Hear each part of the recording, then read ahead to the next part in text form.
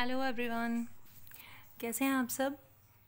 तो हम लोग रीड कर रहे थे the physical features of India और अभी तक हमने कवर किया था the Himalayan mountains, the northern plains, उसके बाद peninsular plateau, eastern western Ghat और उसके बाद the Indian desert. After this हम आए हैं एक और फिज़िकल फीचर पे इंडिया के, वो है द कोस्टल प्लेन। तो let's read. The peninsular plateau is flanked by a stretch of narrow coastal strip running along the Arabian Sea on the west and the Bay of Bengal on the east. तो जो हमारा peninsular प्लेटो है वो एक narrow coastal strip जो है उसको cover करती है ईस्ट में और वेस्ट में। तो और ये जो कोस्टल स्ट्रिप है ये साथ साथ अरेबियन सी और बे ऑफ बंगाल के साथ साथ लगती है। अरेबियन सी जो है वेस्ट में है और बे ऑफ बंगाल ईस्ट में, इसको ईस्ट से ये कवर करती है इसको। The western coast sandwich between the western Ghat and Arabian sea. अब ये कोस्टल प्लेन्स है क्या? कोस्टल प्लेन्स वो एरिया है जो वेस्टर्न घाट और अरेबियन सी के बीच में पड़ता है, यानी इट्स फॉर्म अ सैंडविच। आप सैंडविच की तरह समझ सकते हो कि इसके एक तरफ जो है वो अरेबियन सी है और दूसरी तरफ क्या है, वेस्टर्न घाट। तो उसको वेस्टर्न कोस्टल प्लेन हम बोलेंगे। और ये नैरो है, उतना ब्रॉड नहीं है। इट कंसिस्ट ऑफ 3 सेक्शंस, इसके 3 सेक्शंस हैं। फर्स्ट जो सेक्शन है उसका नाम है कोंकण, जो मुंबई से गोवा तक फैला है। दूसरा जो सेक्शन है सेंट्रल सेक्शन, उसको बोलेंगे कन्नड़ प्लेन, जिसका नाम है क्योंकि वहाँ पर कन्नड़ भाषा बोली जाती है कर्नाटका के आसपास, तो इसीलिए उसको कन्नड़ प्लेन बोला है। और जो थर्ड स्टेच है वो है मालाबार कोस्ट। तो आपने 3 इसके सेक्शंस पढ़ लिए। वेस्टर्न कोस्टल प्लेन के सेक्शन है ये। अभी मैं सिर्फ वेस्टर्न कोस्टल प्लेन के बारे में बता रही हूँ कि इसको 3 तरह से डिवाइड किया हुआ है, कोंकण, कन्नड़ एंड मालाबार कोस्ट। उसके बाद है playing along with the Bay of Bengal are wide and level. अगर हम उससे दूसरी साइड देखते हैं, ये तो थे वेस्टर्न घाट को हमने 3 तरह से डिवाइड किया है। उसके बाद अगर हम ईस्टर्न घाट की बात करते हैं, कोस्टल प्लेन की बात करते हैं, तो वो ब्रॉड है और लेवल है ज़्यादा, यानी प्लेन ज़्यादा है वो और चौड़ा है उससे।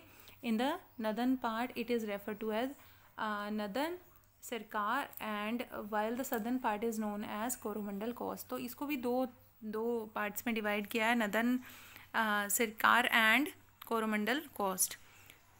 Large rivers such as Mahanadi, Godavari, Krishna and Kaveri have formed the extensive delta on this coast। क्योंकि आपको मालूम है कि हमारी जो हमारी प्लेटो की रिवर्स हैं, सारी प्लेटो का रिवर सिस्टम है, वो ज़्यादातर रिवर्स जो हैं बे ऑफ बंगाल में गिरती हैं।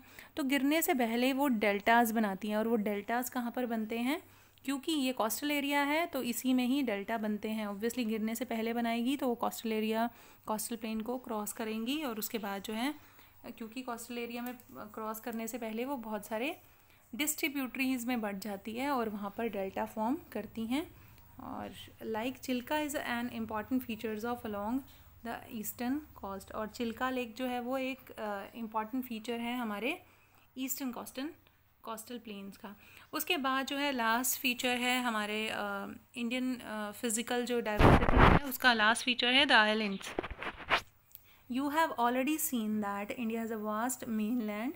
Beside this the country has 2 group of island. Can you identify these island groups? तो इंडिया में इतना बड़ा एरिया तो है ही इंडिया का, उसके अलावा इंडिया में 2 ग्रुप हैं आइलैंड्स के, तो वो हम रीड आउट करेंगे।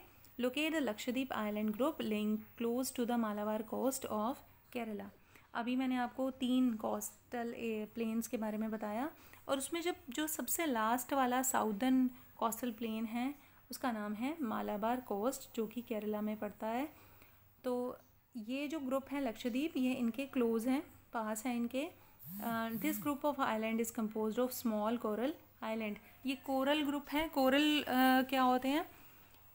एनिमल और प्लांट वेस्ट जो होता है समुद्र में, उससे कुछ एक चट्टानें बनती हैं, उनको कोरल बोलते हैं, और उन चट्टानों से ये द्वीप बना है, इसीलिए इसको कोरल आइलैंड बोला गया है। Earlier they were known as Laccadive, Minicoy and Amindivi. तो ये जो है इसके अर्लियर नेम है तीनों। In 1973 these were named as Lakshadweep.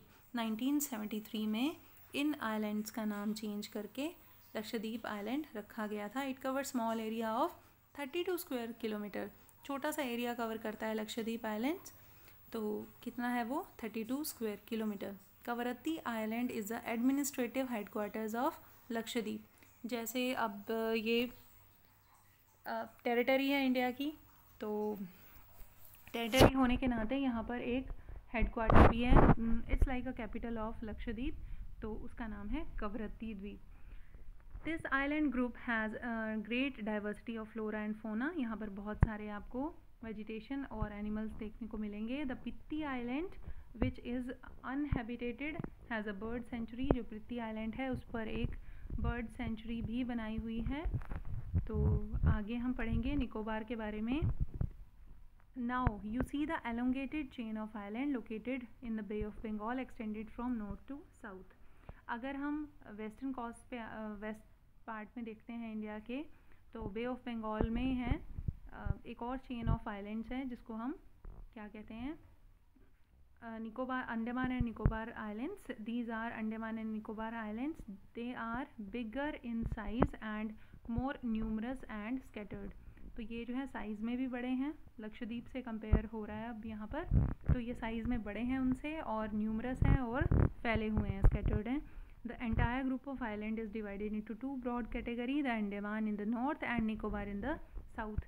जो नॉर्थ में पड़ते हैं छोटे छोटे आइलैंड, उनको कहते हैं अंडमान आइलैंड, और जो साउथ में है नीचे की तरफ, उनको निकोबार आइलैंड बोला जाता है. It is believe that these islands are an elevated portion of submarine mountain. ऐसा कहा जाता है कि ये पहले डूबी हुई थी समुद्र में.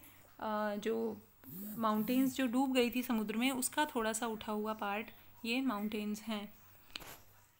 These islands groups are great strategic importance for country. These are great diversity of flora and fauna in this group of island too. These islands lie close to equator and experience equatorial climate and has thick forest cover. तो बहुत सारे forest हैं, बहुत सारे flora है, फोना है, animals हैं. तो ये आइलैंड जो है बहुत इम्पॉर्टेंट रोल प्ले करता है इंडिया के लिए. A detailed account of different physiographic unit highlights the unique feature of each region. It would however be clear that each region complements the other and makes the country richer in its natural resources. तो हम ये कह सकते हैं कि हमारे जो India के फ़िज़िकल फीचर्स हैं वो एक से बढ़कर एक हैं, और ये हमारी कंट्री को जितने भी नेचुरल रिसोर्सेज देने में हेल्प करते हैं. The mountains are major source of water and forest wealth. तो हमारी जो माउंटेन्स हैं वो मेजर सोर्स हैं पानी का और फॉरेस्ट एरिया का. The northern plains are granaries of the country. जो नदर्न प्लेन्स हैं उसमें देश का ज़्यादातर अनाज उगाया जाता है. They provide the base of early civilisations. तो ये जो नदर्न प्लेन्स हैं इन्होंने ही अर्ली सिविलाइजेशन को बेस दिया था. अगर ये ना होते तो शायद भारत में कोई सेटलमेंट होती ही ना. The plateau is a storehouse of minerals. Plateau में से बहुत सारे मिनरल्स निकलते हैं, कोयला, लोहा, तो ये सब निकलते हैं. Which has played a crucial role in industrialisation of the country. और इन सभी का रोल है कि हमारे देश में इतनी सारी इंडस्ट्रीज़ हैं.